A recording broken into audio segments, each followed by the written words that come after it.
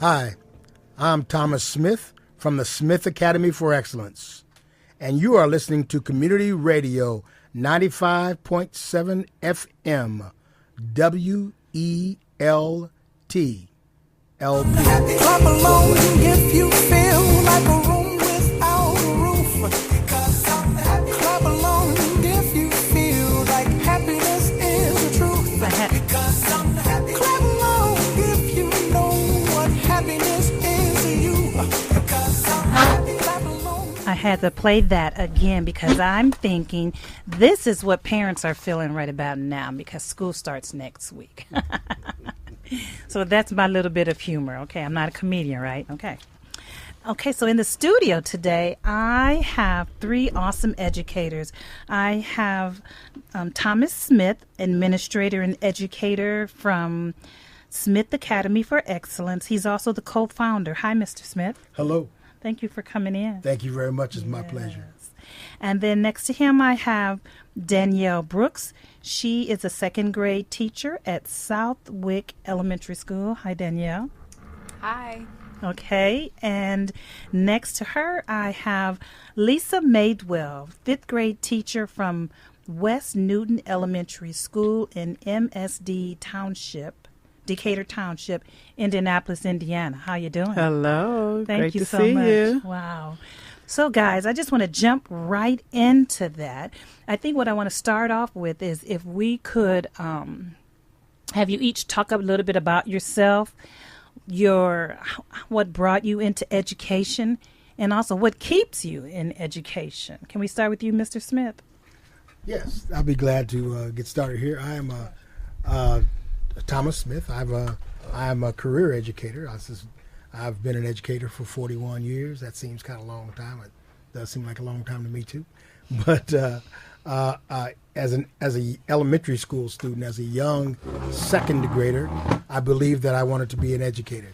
And when I was ready to graduate from high school, no one in my family had ever, as a matter of fact, before me, my father had gone to 10th grade, and nobody else in our family had gone to college or anything, except for I did have two older sisters two older siblings who graduated from high school.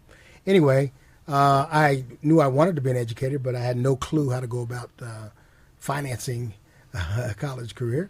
But I was blessed and had some athletic ability as well as some academic ability, so I received some scholarship offers and got a chance to do that. And I went to DePaul University as an undergrad, and athletics still was pretty high on the list for me. But after I left DePaul, and I entered the educational field, and I've been a teacher in elementary, middle, high school, and in college. And I've been administrator on each level also. We 7 years ago, my sons and I started and established the first all-boy school in the state of Indiana, all-boy public school in the state of Indiana. So we teach our charter. It is a charter school, and we teach our school, and we function kind of like a private school, but they get a private school quality education in a public school. So that's where we are. Thank you. And this is your 7th year. That is correct. This is our 7th year in operation. Congratulations. Thank you. Yes. Let's go ahead and move right on around to Danielle Brooks. Hi, I'm Danielle Brooks. Will be in my 9th year of teaching in elementary. I've taught 2nd through 5th grade. And as far as becoming an educator, I always wanted to be a high school counselor. But in order to be a high school counselor, you have to be a teacher within the classroom. So the door just hasn't opened yet for that opportunity, but I was able to go back to school and get my master's in educational leadership. Still waiting on that door to open as well. But in the position that I am now, I do enjoy what I do. And as we spoke even prior to getting on the air, every year I feel like I want to become a better person, a better educator, and just sometimes trying to figure out some of those things that I can't seem to answer, and just wanting to be the best for kids. And that's what has kept me in this field, because I enjoy serving and still trying to keep in that mindset that, the kids that I have on my list, I have them for a reason, regardless of some of the feedback and information that I get about kids prior to meeting them, I look at it as, I'm meant to be their teacher, and I'll do the best that I can. Awesome. And Miss Lisa. Hello, this is Lisa Maydwell. Teaching is my third career, and I got into teaching. I always have loved kids, and I got into teaching to have a way to support myself no matter where I went. So I've always been involved with children, but this was a way to make a career of it. So I went back to college at 35. I received a scholarship for part of the money for black teachers. They have a scholarship that will pay for your whole education. Won't pay for you to get a new car and all that extra stuff, but if you just stick with it, you'll come out without student debt. And this is I'm starting my 17th year of teaching in Indianapolis, and I just love kids. I just think that if we don't take care of our kids, our world is not going to be a better place. And that's what keeps me coming back.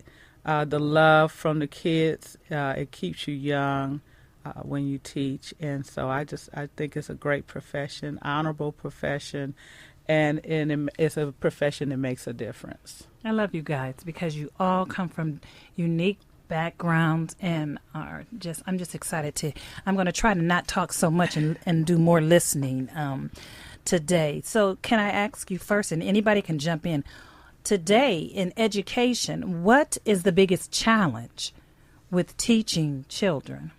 What's the biggest challenge? My biggest challenge is regulation. We have the people who make the laws and generally the rules for education are not educators themselves, and so they sometimes meaning positive things, not that they're meaning to do negative things, but sometimes the regulation gets in the way of being able to educate students as effectively as we can.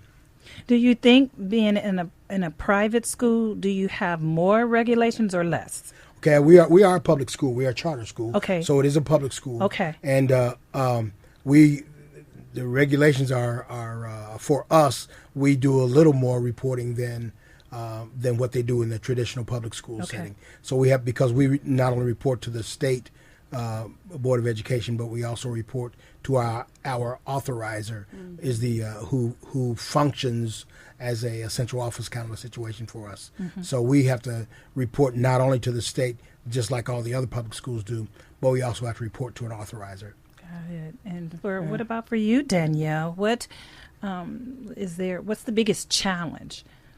The biggest challenge that comes to mind is sometimes trying to feel adequate in my ability to reach all of my students. And I guess the biggest example I can give is like with reading. When it comes to their reading level, it can go as low as reading behaviors all the way up to Z. And I could have kids in my class that range as low as, below kindergarten level all the way up to a student who can read at a level Z. You're talking 6th grade level on up. So the challenge in being that I don't want to lose kids, because what I'm teaching is at this grade level, but I have kids in my classroom who are above grade level, on grade level, below grade level, and in some way, shape, or form, I need to meet all their needs. Wow. And especially if I'm in the classroom by myself with no additional assistance or support at that time, that can be a challenge, because sometimes going home feeling like I didn't fulfill, what I was intended to do, or did I reach that kid, or did I help them as much as I should have? What could I have done better? So that's one of my biggest challenges. Thank you.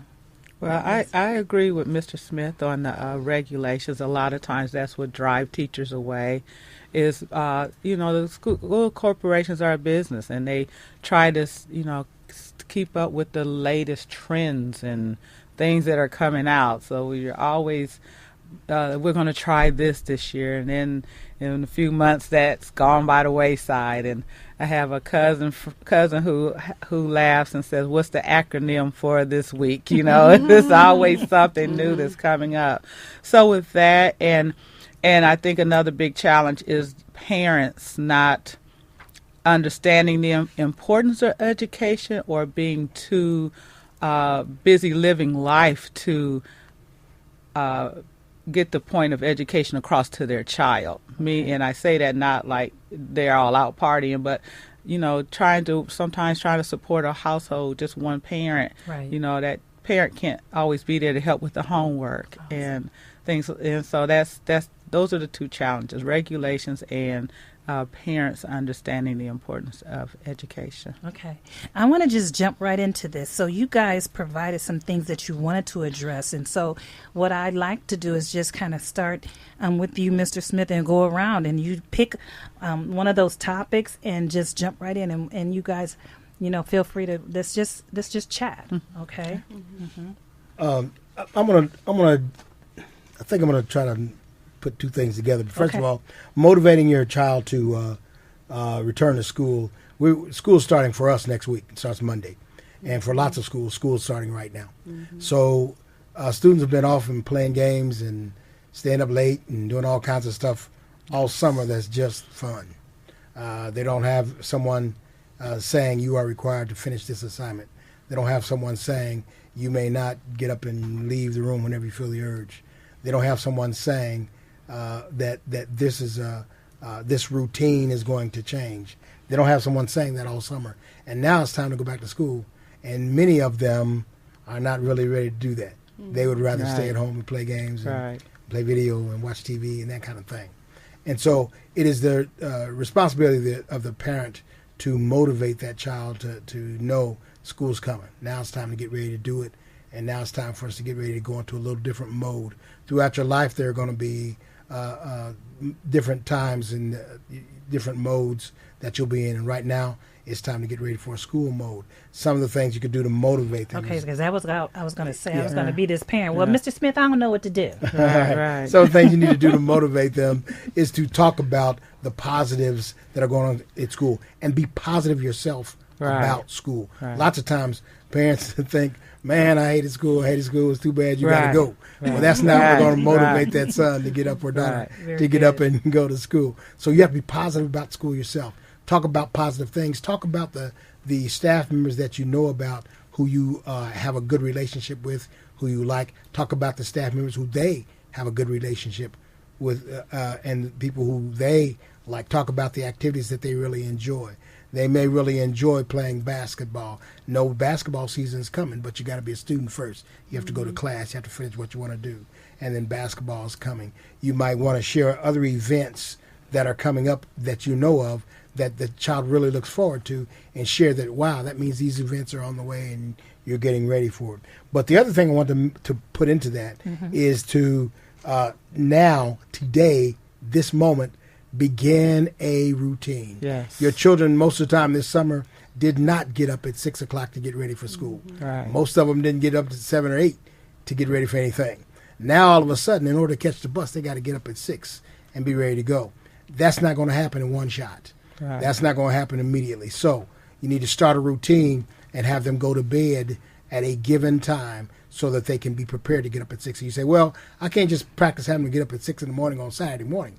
But you can start by having a bedtime that is a normal, traditional bedtime for them, and have them go to bed at that time now. And what's going to happen naturally is once they've slept enough time, spent enough time sleeping, they're going to begin to wake up anyway. Now, if their bedtime is normally 9 o'clock or 8:30, start that bedtime now at 8:30 or 9 o'clock, and then they'll get used to getting up at an earlier hour. So you don't have to start off by letting them stay up until 2 in the morning and then getting them up at 4 and say, hey, it's time to get ready. No. Go ahead and put them to bed at a normal time and do those routines. If you normally have a dinner time, get that dinner time ready for they start doing that now. If you normally have a certain time where they don't use the television, start that now, because Monday's coming. And whether your child starts school Monday, Tuesday, or next Thursday, or a week from now, or 2 weeks from now, this is the time to start the routine and get them ready to go. That's one of the things that will motivate them to be ready for school, because it is harsh for them to not get up before 8:30 or 9 o'clock all summer, and then all of a sudden have to get up at 6. And you know what? I work with youth, but in a different capacity. And I just, as you were saying that, I'm thinking, and it may get worse before it gets better, but consistency is what's going to move them forward. Absolutely. Right. Absolutely. That's where the routine comes in. Yes, The yes. same way every day. Right. Someone else talked about a routine. Routine, definitely routine, and getting their proper school supplies is really embarrassing for kids when they come to school. And, you've had a supply list out for at least a month. I'm sure around here is exactly a month it's been put out. And say pull out your composition book and that child doesn't have one. It's kind of embarrassing. Although the good that comes from that are the kids who have an overabundance of supplies sharing that. I love to see that in class. Kids will share. Here, I have some extra ones. Though the parents may not know they're giving away those school supplies, but I think it's great that they share. So making sure that they have the proper school supplies. And there's a lot of places since I've been in Fort Wayne. I've heard of several giveaways, including the one at McMillan Park on Sunday. They had a big book bag giveaway. So making sure, and there's places you can get them for free. So there's really no excuse not to have them. And we do start using them right away. So don't think that, I have a week after they get back to school. No, day one, we jump in running. That's a because good we point. only have 180 days to get them through that particular grade level. You also talk about a routine. Your first topic that you wanted to talk about, that routine. Yes, in which they both highlighted that as well. And I do agree that a routine is very essential, because when they come to school, the teacher, of course, is going over procedures and expectations and wanting students to follow that routine. In addition to that, I also think that it's very important that parents and children are consistently reading. Definitely. And like as you said, over the summer, it's amazing to know the number of students who are not reading. And it's not reading for enjoyment, and that's something that I encourage with my own daughter, because reading can be fun, but when it's only being mandated once school starts, and we get them to the level that they need to be, and then by the time summer comes, there's that slump in their ability to comprehend what they've read. So as Mr. Smith said, starting now, pick that book and read with your child, or have them read to you, or go to the library and allow them to read books, but not so much just telling them to read it, but seeing the benefit that will come with them reading, because as they become an adult, there's more text and things that they would have to read on their own, once they're on their own as an adult.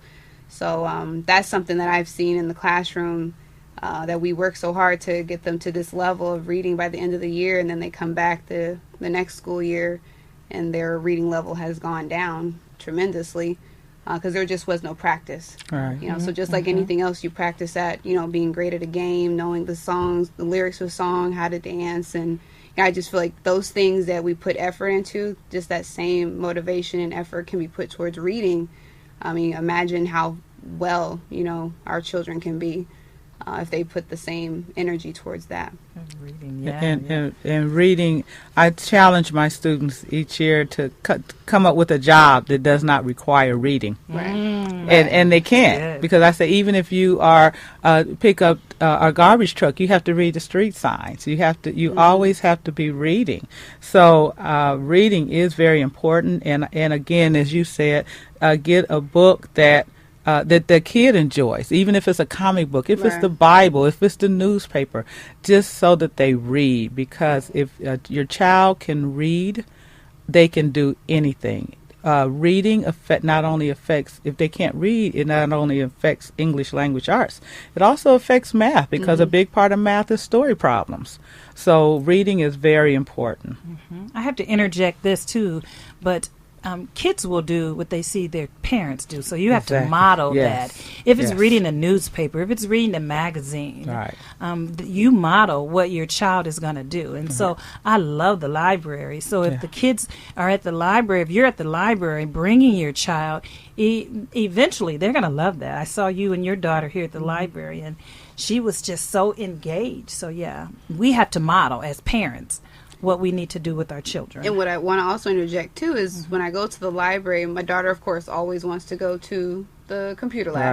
Right. And I'm fine with that. But I always have told her, I said, I need you to find a book, take a moment and sit and read it, check out a couple books, and then I allow her to get on, because I have the the actual library card for her to actually check in to actually get onto that computer. So in no way am I saying technology is bad, but I think within limits, we need to set those boundaries. But she knows that I'm not giving her the key, to check in to get on the computer until she's done her time of reading or she's checking out books.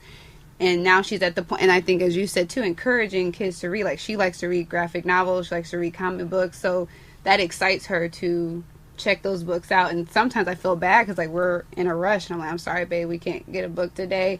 But, you got books that are at home, we can check it out next time. But just kind of setting those boundaries where you do this, then you can get that later, Right. Still do that reading time, and then you can get your technology time as well. Wonderful. Danielle, I think you're right on the money with that because one of the things really important that parents sometimes overlook a little is that you have to set the boundaries for how much time a child is going to spend in front of a screen. You have to set the boundaries for how much time a child is going to get to watch TV, watch a game. You also need to set the boundaries on the kinds of games that your child is involved Definitely. with. One of the things that's shocking to me and surprising and disappointing to me is that some of the students come to school who are elementary age students talking about games that are for mature people only, and these are games that they play every day, all day. Right. They just play all the time, and I'm saying, you got to be kidding me. And so they are some of their innocence is taken away, some of their creativity is taken away because they're spending time doing that. But the bottom line is, you are responsible for how much time they spend in front of the television, how much time they spend playing games, and how much time they spend reading and writing and doing academic pursuits. Doing physical exercise is also very important. So even if they're not in front of a screen, they should be physically doing something on a regular basis. That is as much. Some people don't really realize how much physical exercise plays into your mental health and your mental well-being. Right. And also when your child is reading, discuss with them, because I tell students all the time, it doesn't matter if you read a whole book. If you don't know what it's saying, you might as well be reading a foreign language. So go over have a conversation with your child about their book just as you would if you watched a movie. And I even encourage parents to get the same book that their child has so they can have discussions about idea. the book too, and you understand that their child is comprehending what they are reading. Because if they're not, and that's typically the learning disability that the kids have, is not understanding what they have read, especially if they're struggling to read it. By the time they struggle to read it, all comprehension goes out the window because it was so hard just to figure out what the words were. So how do you have and suggest that a parent helps pick out a book that a child can read? Because I've seen older kids pick out really easy books, and then little kids want to pick out books that every other word they can't pronounce. What's the rule is what we teach our students is when you get a book the first page, if you read it and you hold up your hand, if you have 5 errors, that book is too challenging for you. okay? Good. But that doesn't mean that the parent can't then read that book to the child if the child Very enjoys good. that book. For example. So that's what we use. Yeah. Very nice. Very I agree. nice. Okay, guys. So, well, go ahead. Well, I guess it was 2 things that was said earlier, and you mentioned about monitoring and taking responsibility. I know one of the things I had put on there as a focus, parents identifying and monitoring where their child is academically. I know in the school system we provide that information and we talk about it, most definitely at parent-teacher conferences or anything we send home. But I do think it'd be a help for your child in the school to just know where your child is. Do you know that they struggle with language? Do they struggle with spelling? Do they struggle with writing and the forming of letters? Do they struggle with adding simple numbers or just identifying colors and shapes? And that's where I feel like it's always a parent's responsibility, and I'm speaking for myself as well, to help fill in those gaps. Because some of those things, as teachers, we see it in the classroom and we want to cover it, but because there are other standards or things that we need to teach, it's not at the top of the list. And that's where sometimes I feel convicted and I feel bad because I feel like, well, I wish I would have gotten to that more. I wish I would have, had a sentence strip or had the child continue to practice these things. But then in the midst of that, there's other, other lessons and things that I have to continue to teach. So, just as parents, us being mindful of how we can help fill in the gaps of things that our child should be able to do that you could do on your own at home, such as identifying colors and numbers.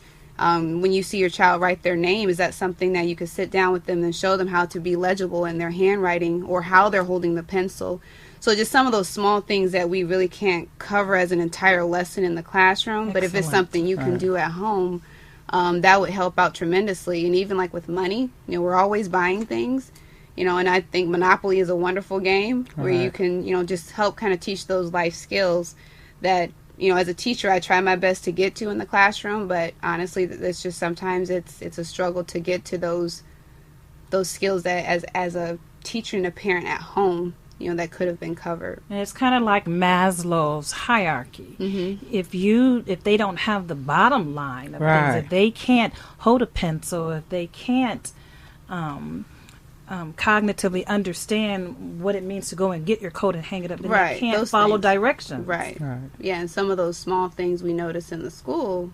That's good. And, we wonder, so, it's just something else that we're thinking, okay, I need to try to assist this child to get them up to the level of the other students. And I just think as parents, we should be mindful of how we can fill in those small areas at home to support them when they go to school. And being intentional at home, because you as I think you may have that you're the child's first teacher. And when you're cooking, let your kid help. Have them measure. And it's okay if they make a mess. They're learning. When you travel, take your child with you. That's a lot of people think that people, just because they have a lot of money, that's why their kid is smarter. The kid is smart because a lot of times they have more experiences. Mm-hmm. And so being intentional when you go to the grocery store, go get me the red can or get me the Van Camps, or, just making them have to read and do things. When you set your budget, have your kids sit down, and it not only will help them understand math and it helps them understand where your money goes, and if they don't get a good enough job, they're not going to have enough money to cover those. Mm-hmm. So when I teach, I tell kids how they will use this in real life. Because I don't feel like I got that in school, because everything I was like, I don't know what I'm going to need this for. But I make sure they know I said, go home and ask your parent about if you bounce a check, how much it costs. Go ask them, so being real intentional about having those lessons at home is a big part of a child being an intelligent child, really. Well, I'm sorry to laugh. It just made me think of, because, my daughter, she likes to buy things, and I've told her about tax. I said, so you look at that price of that item, understand there's going to be tax added on to that. And I said, that's your money. I said, I'm sorry, sweetie, I'm not providing anything additional. You're within this range. So she wanted to buy something. She had her dollar. It ended up being like $1.03. I said, so you don't have enough. You need 3 more cents. Her Mimi, her grandma, was in front of her. She said, well, do you have another 3 cents so I can put this on there? But, just her understanding that if you don't have enough, you have to factor that in. That price is not that price. There's additional tax that you need to add on there. And I think, moving forward with the money that she earns, understanding that, okay, well, how much tax might be added onto this? And whenever she asks me that, I'll show her how she can figure that out. But like you said, it's just in the moment, those life skills, and allowing them to do what you do, because she likes to cook eggs and she likes to do other things. I showed her how to do that, how to make pancakes, and just how to be safe at the stove and things of that nature. So it's like in the moment learning. One of the things that I think is huge, and some people don't maybe think is quite as big, but for me, especially because we presently are concentrating on young men, young women normally are more naturally organized than young men, and that's because of brain research. That's because of how the brain develops. Right. And young women are naturally kind of organized, and they do things kind of in an organized fashion, where young men do things in a haphazard fashion, and they're fine with that. Right. That's it. You know, no biggie. They're comfortable with that. But I think that you need to make sure that you help your student learn to be organized. Now, I'm not just talking about being organized in math and language. I'm talking about being organized in general. One of the things that is a big problem, we're a uniform school. Students are required to wear uniforms at our school. Mm-hmm. And I can't tell you how often students have consequences because they don't have the proper uniform on. And we'll say, why don't you have on your uniform? Well, I thought I had my shirt over here, and I thought my pants were there, and I thought, but when I went to get it, it wasn't there, and the bus was coming. I had to go to get on the bus, so I didn't have time to go back and get my shirt because I had to get on the bus.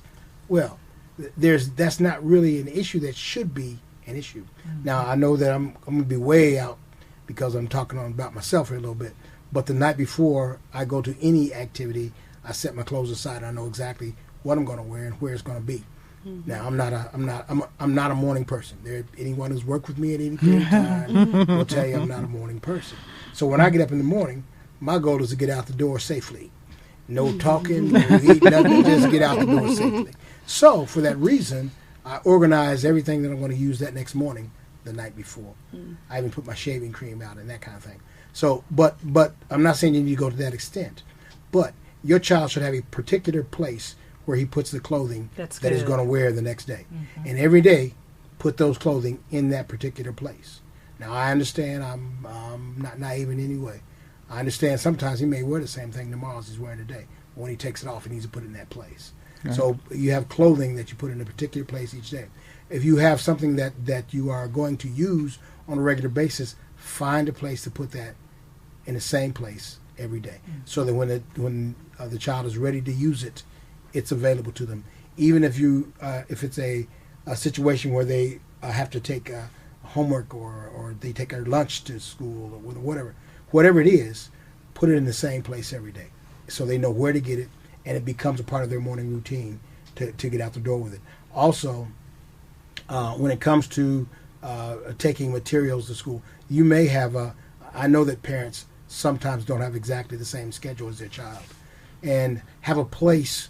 For example, if your child need you to sign a permission slip for something, have a place where that child always brings his stuff and puts it there so that you can find it, you know what to look for, and then you put it back there so that he can find it and get where he needs to be. So helping to keep your child organized sometimes is simply having a place, a particular place for a child to put things, and for a place where you know where it should be, and that they know where it should be, and that it should always be there.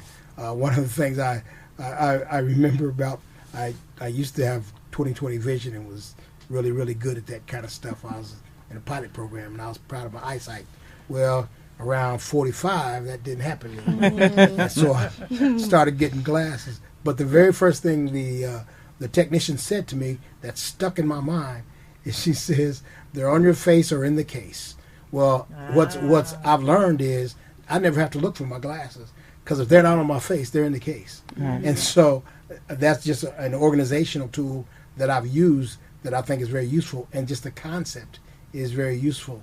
There is a place for it. And so whenever a student comes home, a child comes home from school, there should be a place for them to put their jacket and their book bag and their whatever, and have that place. And if their stuff is not in that place, you keep reminding them this is the place for it. And you know what? Sometimes you may think that it's going to take me for 10 years to get them to do that. It's not true. If you are on them and 21 days, if they do it 21 days in a row, they'll do it the rest of the year. Now, if they don't do it 21 days in a row, you're right. You're going to have to keep reminding them, and reminding them, and reminding them. But if you help them to have a place, and then you remind them to make sure that they put it in that place, that's going to help them organize. And so that's just a little different. I know it doesn't sound like that's really an organizational speech. Yes, it does. But the reality is, in order for a child to get to where they need to be effectively, they have to have a place for things to go, and a regular routine how they do things. So awesome. So that when they get up to get dressed, they don't have to wonder where they're going to have a shirt there, because they put it there already. All they got when they get up there, it's right there. And Yeah. they don't have to run around, for 10 minutes before they go to bed and put everything out. They know when they get home. Tomorrow I'm wearing this, so I might as well put it where it belongs. And, that kind of thing. So help your child organize themselves, and that'll help them prepare for school. Because like I say, one of the things that when students come to school without the uniform, 90% of the time is not because they just didn't want to wear the uniform. 90% of the time is because they couldn't find what they needed when they needed it. And I've had plenty of parents, especially moms, come up and have to clean out their kids' locker. We have lockers in our classroom, and to find just missing assignments. So that's where being disorganized can hurt your child, because typically they can't find their work, and they may have completed the work. I've had parents come up and pull like 10, 15 assignments out of their kids' locker because I'm not cleaning it out. That's not my responsibility. But I always tell them, I bet I know what your room looks like. So being organized not only helps the child at school, but it also helps the parent, because they don't have as much to do at home. Right. Very good. Yeah. Well, what about this learn to use lost time? What do you mean by that? Again, I focus on boys a lot. Okay. And I've taught parenting classes. My wife and I have taught parenting for about the last 25, 26 years. And one of the things that often, especially mothers, will say, my son won't talk to me. I can't get my son to talk about anything. My son won't talk to me. We can't converse. How do I get my son to talk to me? Well, for me, and again, I know I'm going around the barn, but one of the best ways to get your son to talk is to get him in a position or in a place where he can be occupied doing something else, and then he can talk. For example, if you are taking a trip, if you're riding someplace in the car, he doesn't have to look. See, part of the issue is young men have a hard time looking you in the eye when you talk. They have a hard time doing that. Now, you can want them to do that. You can make that a big deal if you want to, but the reality I've is, seen that. the reality is they have a hard time doing that. So, expecting them to stop what they're doing and give you 100% of their attention is kind of a waste. It's not going to happen. It's a waste of your time. However, when you are driving the car and he is doing something else, the best conversation you can have is at that time, because now he is somewhat preoccupied, but he doesn't have to look you in the eye. And normally when you're driving, most people concentrate on driving, and that's what I call the lost time. Okay. Because during that time is a very good time to communicate with your child. Now, number one, he's a captive audience. He's not going anywhere. Right, can't go anywhere. Right. So you're saying if he's on the phone, if he's on his cell phone playing video games, he can do that? Yeah, boys frequently are better at communicating when they are multitasking. They're better at communicating with you when they're multitasking, because number one, again, they don't have to concentrate on you. They don't have to look you in the eye. They don't have to be embarrassed by what they're talking about, because I can look at this, whatever's in my hand, and say anything I want to say and not look at you in the process. I have a question though. So then where's the line drawn between, where you want to instill, like, I guess, where it shows some form of respect, I guess, when they're actually giving whoever they're talking to the attention that, as they get older and... You have to train that. You have to train them to do that. That's not going to be natural for them. Right. You have to train them to do that, and you have to train them for the time and place. I'm just using this as an example of lost time. And that could be like maybe an initial thing to hopefully open that door, and as the relationship like I tell, builds. One of the things I tell parents to do is when you're talking with your son, put together a puzzle. Work on a puzzle. Right. So he can work on the puzzle, and you can work on the puzzle, and then you can talk. I see. And that kind of thing. I mean, so the parent would have to be creative. Yes, you have to be creative in that. But there are times, and for example, if you are making a point, if there is something that is important for you to make that point, that's the time to demand that I get your full attention. Right. That's but conversationally. Right. That makes sense. Yeah, conversationally. Okay. In order to get a young man to have a conversation with you, most of the time you got to give him an opportunity to do something else other than sit and talk to you. Okay. But when you're making a point, When Right. there's something that is, that's just like a classroom. Right. When you're teaching in a class, you got to sit down and pay attention to what you're teaching. Right. You can't do a video game at that time. Right. But, Okay. But I'm not trying to hold a conversation with him at that time. Exactly. That I'm makes trying sense. to give him information. So when you're my point was about lost time.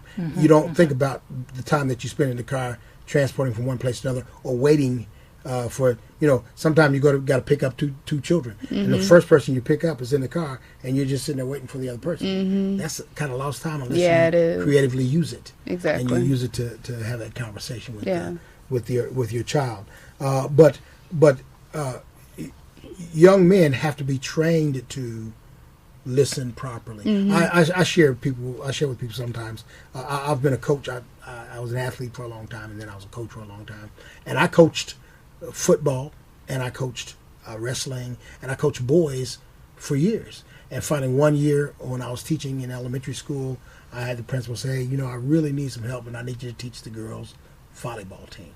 And, okay, I'll teach volleyball. And so I was coaching the volleyball team. Well, I go in and I start to, this still sticks out in my mind. I go in and I start to give some instruction about how to spike the ball. And I look down, and every eyeball was looking me straight in the eyes. It shocked me. I'm saying, whoa, what's going on with this? Well, the deal was girls listen completely differently than guys. Right. In a football practice, even though you demand that the guys pay attention to you when you're teaching football, they're shuffling their feet, they're moving their helmet, they're wiggling their shoulder pads, and that's how they listen. That makes sense. That doesn't mean they can't run the play when I'm ready to run the play. Right. It doesn't mean they can't get lined up. They can. Yeah. But girls, like I said, I step up to. I've coached women's softball now, and I've coached some other women's sports, and I'm used to. Now when I'm coaching women, they're paying attention. They look at me square in the eye when I'm talking to them. They listen to exactly what I'm saying, word for word. Well, guys don't do that. Right. College age guys don't do that. And it takes. That's interesting. And again, we're talking about. That's how we can come back and say, "You said." That's what you said. No, but it makes sense because it's almost going to be interesting for me going back to the classroom and just. Noticing that. Like, I've noticed the lack of eye contact when the young man is in trouble. Absolutely. Yeah, so that's, with you saying that makes sense, but then that'll be, it makes sense. So once school starts, I'm probably going to be looking for that and, being mindful of my interactions and what I can do to still open up the lines of communication. And that's a little different topic, though. When a young man is in trouble, now I know. One of the things we need to train them to do is that when they're in trouble to make sure that they still have a very difficult time I know. looking you in the eye. And I noticed that. But whether they're paying attention or not, that's a different story. Exactly. And you need to demand at that point in time that they are paying attention to what you're saying. Because if they don't, they're not going to accept the responsibility for what they're doing. They can make it seem like they can act like it's somebody's fault. Right. Right. Well, and one of the important things I think is that parents should meet their child's teacher. If they have more than one teacher, meet all the teachers. When a parent is involved with their child's education, the teacher is held to a higher standard because they know that parent's paying attention, that they're watching. When you send home a graded paper and that parent sends it back, say, well, that one looks right to me, and then you have to correct it. Every time you grade that kid's paper, you better really be paying attention, and that's just a natural thing. When you're being watched, you're more diligent in what you're doing. So making sure that you meet your child's teacher and to know and listen to what the teacher is saying the challenges are. Listen to what the child is saying the challenges are. Don't necessarily take one side over the other, but listen, and if you're involved, you will see either a pattern of the child's behavior or a pattern of the teacher's behavior, because the teacher's not always right, but they're also not always wrong. Right. So meeting your child teacher, I think, is essential. I am being involved in the school, because when the parents that are the most respected in the school are the parents who are there. And if they know that the parent is not, some teachers know the parent is not involved, then they're not going to be as, they won't work as hard to make sure that that child's getting everything that they need. I think it's very important too that the kid understands that that relationship between the You're a adults. team. You're a team, exactly and that's what I tell at parent-teacher Right. conference. I said we're a team, and they need to know we're a team. Absolutely. That they don't try to divide and conquer. So you have to be a team. Teamwork, Right. definitely. Good. What about these the activities? I think we can look at those together with the activities and that calendar of events. Can we bring those together? Okay. One of the things I talked about earlier too is about the calendar of events. If a student is looking forward to something happening at school, then they're going to be more motivated to be there and to be prepared for that particular event. Sometimes students will act as though a given event is not that important to them, when actually generally all the events that occur at school are important to them. I'm speaking again from the boys' perspective. Lunch is important. That's an event that's coming in the daytime, and they start talking about it first thing in the morning. Right. Believe me, 80% of the young men in our school know what we're having for lunch first period that day. They know what's coming for lunch, and that's an event they're looking forward to. And so, even whether it's a school play or if it's an athletic event or if it's a music event, if you talk about those things and kind of tease about that event coming up, then that motivates the students to be more excited about it. Do you think it matters if they're in the second grade and the fifth grade, if it's a boy or a girl? No, it does not. It does not. But certain kinds of events. Right. It depends on the events. Right. and one thing we haven't said too is attendance. Yeah. That is so important. I mean, you think of this: when your child misses a day, everybody else in that school has gotten a lesson, in that classroom has gotten a lesson that your child did not get. And the more days they miss, the more that happens.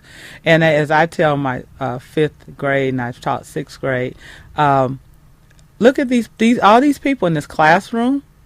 Everybody in this sixth grade class or fifth grade class in this building are going to be going after the same job that you're going after. And they're going to have an advantage if they've been in school more. So parents have to make attendance a priority. Some parents will just pull their kids out. We have parents who pull their kids out a certain day each week that the parent is off work. So that kid misses every Monday or misses every Friday. And that is just hurts you. Even if a smart child, they don't know it all. They still have to get those lessons, and if they're not there, they're not getting the lessons. And then usually lessons build on each other. So if you're missing a part of that building block, it's going to affect you eventually.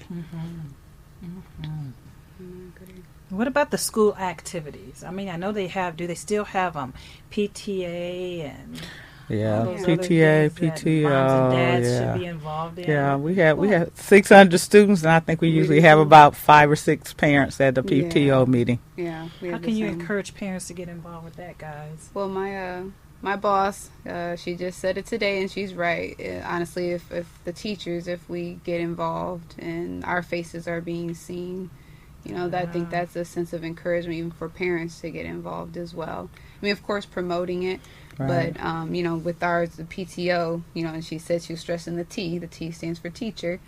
So we should be just as involved Right. in those events, because even when we have school events, as teachers, as much as we want the parents to be there, kids love seeing us Right. outside of school hours. Right. And so even as a word of advice for any teacher out there, we need to show our face too. And even though I know we're tired and we have our long work hours and it's after our contract hours, Right. it means the world to children when we go to things like that. And showing that we're just as invested in what we're trying to promote them to care about as well. Very good. And also there are activities outside of school. Before I started teaching, my youngest daughter Simone, her teacher, she played basketball, upward basketball, and we got to the gym, and she said, "My teacher's coming to see me play basketball. It's coming today. And I said, oh, does your teacher have a child playing basketball? No, she's coming to see me. I said, she's coming to see you. I said, well, that's awful nice of her. You know, it's on a Saturday. And she was so excited about that. So when I started teaching, that's what I do. I go to my kids' baseball games, basketball games, if they're getting baptized at church, and so what that leads to more of a relationship. So now I get invited to baby showers and weddings, and I still am being a part of their lives because they knew I was more than just their teacher. Right. And there was a few years ago where I went to one of my students' his Metro game. Yeah, and that was on a Saturday. So thank you for bringing that up because that get my little calendar ready. Right. Who's involved in the sport? As I said, bring me your schedule. Your game, right. I'll make at least one. Bring me your schedule, and I'll come to it. Yeah, and it makes a difference. They love it. They just absolutely, and especially students that I have issues with. If I go to their sport, it's a done deal. They're fine after that. Wow. Because they I bet see even with that the parent too. Yeah, and especially with the parents. Yes, definitely. So all this that you guys have to do, I wish we would have started earlier. How do you decompress? Well, you know, I thank God for my patience, honestly. And in my early years of teaching, I think I was too much on. I need to get everything done. Like I was at work 7 days a week on my Saturdays and Sundays.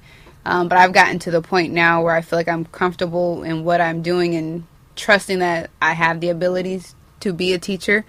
And so my mindset has been for a while now, you know, I'll do the best that I can with what I have in the time that I have it. And if I didn't get it done today, I'll just do it tomorrow. And just that mind, and not to say that, you know, I'm putting aside something that's important, but I know that I've done my best today because I think I was just too hard on myself in the early years of teaching. And being mindful that I have a family at home. And I need to... You know, even though I might have work to do, I try to set that at a certain time. Like once I put my daughter to bed, then I'll do my work.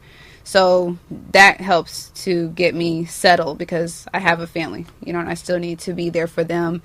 And even with my daughter, I may have had a rough day with the kids, but, you know, me being mindful not to take that out on her. So just really separating the two, at least within those few hours of picking her up, going home, making dinner and doing things with her, that helps to get my mind back to my life at home, and then I'll do my work later. Nice. The typical teacher's answer is margaritas and wine, but I'll give a more professional answer. I'm a lightweight, so I can't. But and to decompress, I try to do things in the classroom that are fun. We have iPads. All the kids in our district now have iPads as part of the curriculum, and doing fun things. I play a lot of YouTube videos. Sometimes when we've been sitting down too long, we stand up, we stretch, and they just think that's just funny. Do a couple little exercises. So I try to decompress before I leave school, Nice. as well as have them decompress from the school day. That's a good idea. And so and even coming back in from like a break, like how this break is coming up, a word of advice to teachers. Teachers, you know, when you get back from break, you catch up with all the teacher friends on what you have done. When we come back from a break, I always give my kids 10 to 15 minutes to move around the room, talk to your friends, and find out what did they do over break. What was the exciting thing? So then they can settle down, and because we want to know what happened, they want to know too. So that's to do that, and that keeps the chatter down once you're ready to get serious with class. So yeah, Very good. I have a little different perspective, I guess. I decompress by doing something that's mindless. If I do something that does not take much thought, that's my best way to decompress. Now, my wife and I are like Ms. Collins. We're very, very different in our choice of if I watch TV, and I seldom just watch something on TV. I seldom just watch something. I'm normally doing something else. But whatever I'm watching, people blowing stuff up and jumping out of windows to carry it on. For me, that's a good time to decompress. Now I'm very much a football fan. if there's a game on TV, I'm watching. But if I'm not watching a football game or wrestling meet, if I'm not watching something athletic, then I'm watching something blow up. And so now my wife knows that. I'm married to a phenomenal lady, and we've been blessed to have a great family. And they know that there are certain times when I'm done, when I'm tired, and when I'm tired is the time for me to watch something stupid. so I do. I make no bones about it. Not trying to sound intellectual. Hey, I just want something to blow up. It is what it is. That's how I decompress. Okay, guys, it's a final thoughts. I like your final thought that you what I say to my parents, I won't believe everything your child tells you about, that they tell me about you, if you won't believe everything they tell you about me. Yeah, so let's communicate, keep the lines of communication open, and we'll have a great school year, everyone. Thank you. Yes. Danielle. My final thought goes to the fact that parents, you are your child's first teacher, and you are their forever teacher. So anything that, everything that you do, everything that you say, your actions, what my child, what your child, what they see us do, I mean, we are in fact teaching them something. But hopefully in the midst of that, we're communicating, we're talking to them, we're explaining and giving them understanding of what something is. And we are their teacher, even before the teacher in the classroom. Mr. Smith? All right. I just want to say much of how your child responds to school is how you respond to school. If you are excited about a child going to school and excited about the school that your child is going to and excited about their teacher and have positive things to say about that, then your child is going to feel more positive about it. If you are negative about the school, about the teachers, about the administration, your child is going to be negative about them, and their educational experience will be less effective. Awesome. You are listening to Speak Now, Jamming with My Jazz.